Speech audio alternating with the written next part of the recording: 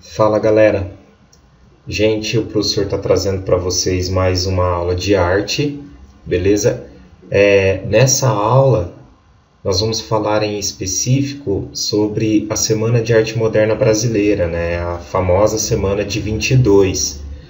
Os dois vídeos anteriores que nós vimos em relação à arte brasileira, o professor falou ali do século XVIII, né? Então nós vimos o movimento barroco e tal, e depois século XIX, a arte neoclássica, que é uma arte acadêmica, certo? E agora então século XX, né? Para ser mais exato aí, essa arte moderna surgindo no Brasil depois da missão artística francesa, né?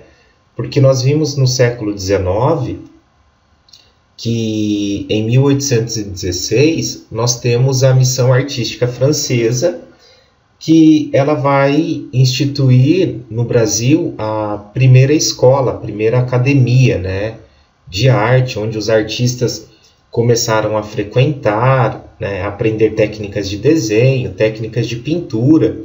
Então você começa a ter uma arte que segue esse caráter, né? Que segue esse perfil academicista, né? De acordo com os princípios do neoclassicismo. E muitos dos artistas brasileiros, né, frequentaram esta academia, então aprenderam, desenvolveram as suas técnicas de pintura, de desenho, enfim, tudo de acordo, né, com os princípios ali acadêmicos. Mas alguns artistas, no fim do século XIX, começaram a ir para a Europa, né? E ao chegar na Europa, nessa segunda metade do século XIX, né, começaram a se deparar com movimentos modernistas, como o impressionismo, o neoimpressionismo, o pós-impressionismo, o expressionismo. Então eles começaram a ter contato com essa arte moderna, né? E aí, ao retornar para o Brasil, eles começaram a trazer nas bagagens estas influências, né? E aí você tem o Brasil começando a se modernizar artisticamente.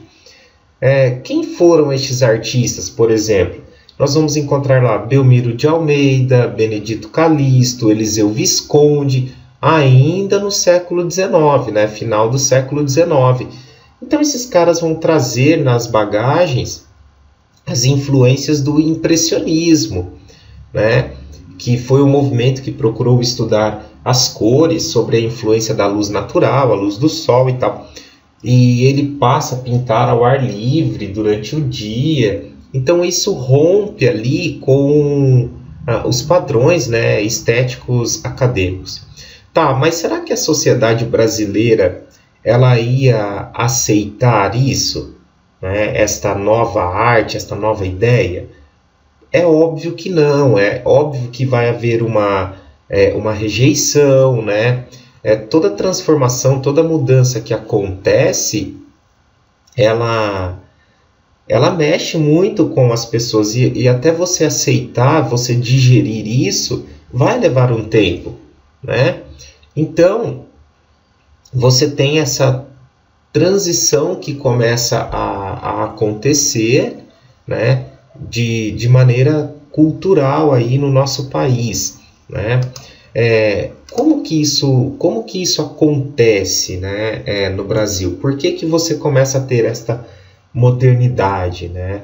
Porque o Brasil ele vai começar a viver esse século XX, né, de uma forma mais, vamos dizer assim, modernista mesmo, né, em virtude do progresso que estava acontecendo, né, dessa questão da industrialização, os grandes números de imigrantes que começaram a vir para o Brasil e a colaborar, vamos dizer assim, com a sociedade brasileira, né? Aí você começa a ver que o Brasil ele é um país multiétnico, né? Por consequência destes imigrantes. Então você tem uma miscigenação muito forte, muito grande. Tá? E aí você então vive, né, um país que vai assistir a um expressivo crescimento econômico, né, e consequentemente dessas transformações sociais, né, principalmente cultural. E em 1912, para ser mais exato, né, lá na Europa, você tem o Manifesto Futurista, do Marinetti. O que foi o Manifesto Futurista? Né? Foi um movimento que defendeu toda essa transformação, essa mudança. O futurismo lá na Europa, né, principalmente na Itália e tal, o que ele defende? O progresso, né, desta revolução industrial, porque o mundo ele estava se modernizando, o mundo estava evoluindo de uma forma muito rápida, né, por conta desta revolução industrial. Então o futurismo ele foi um movimento que defendeu, que propôs, né, essa ideia. Tem um vídeo que o professor gravou falando sobre o futurismo, né, o Manifesto Futurista. Depois assistam esse vídeo para vocês entenderem aí a proposta, né, mais exata do movimento. Mas dentro de um resumo, o futurismo ele foi um movimento que procurou defender as transformações, as mudanças, a evolução, a velocidade com que o mundo evoluía por consequência da Revolução Industrial, né? E esse manifesto futurista ele vai ser apresentado por Oswald de Andrade, né? Também nesse mesmo ano, só que aqui no Brasil. Né? E aí você tem ele defendendo esta ideia, né, de um ideal futurista, um ideal modernista e tal.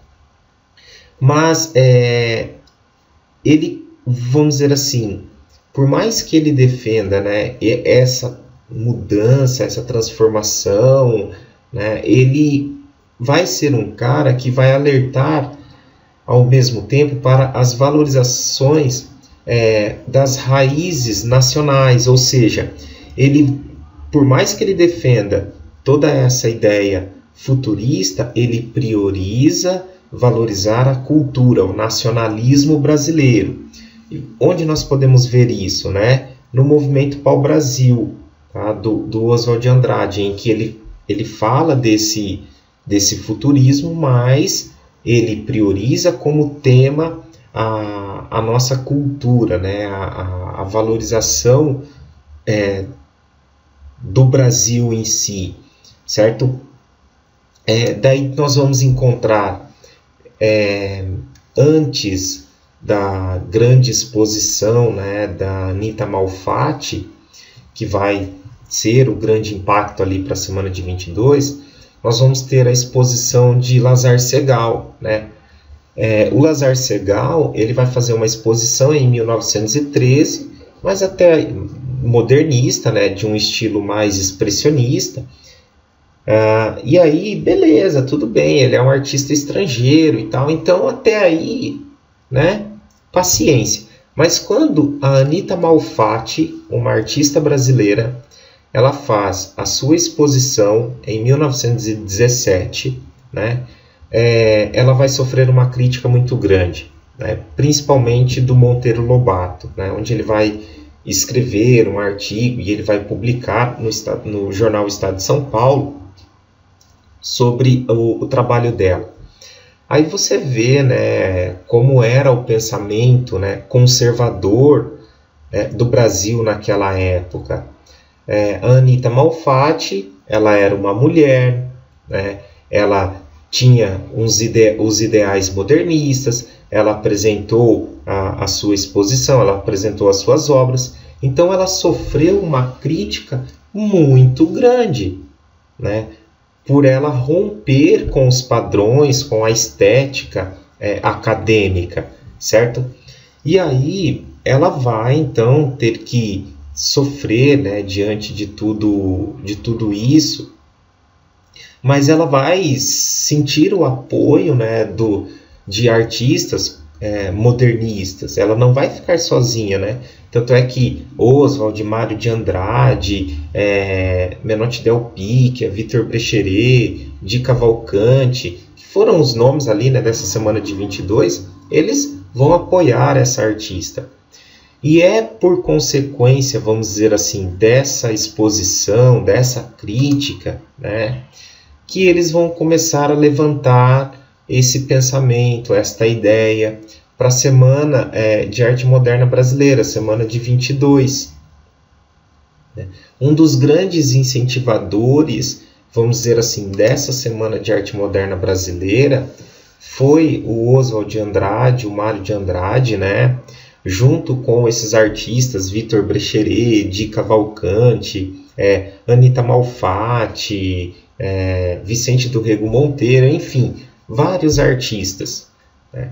E eles vão propor, né, essa semana com a intenção de poder causar um impacto na sociedade brasileira, né? Uma sociedade que ela era totalmente conservadora, né? Que valorizava os moldes acadêmicos, aquela arte do passado, enfim.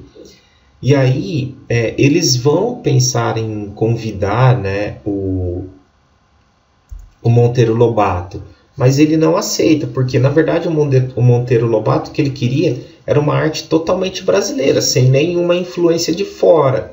E os artistas modernistas, aqui no caso, né, estes que o professor está falando para vocês, eles sofreram influências, né, dos movimentos, que nem, por exemplo, o Oswald de Andrade, ele sofre influência do futurismo, a Anita Malfatti sofre influência do expressionismo. Então você começa a ver que há essas influências dos movimentos de vanguarda europeia, né? E aí, então, a Semana de Arte Moderna, ela vem para mostrar, né, para poder causar um impacto na sociedade.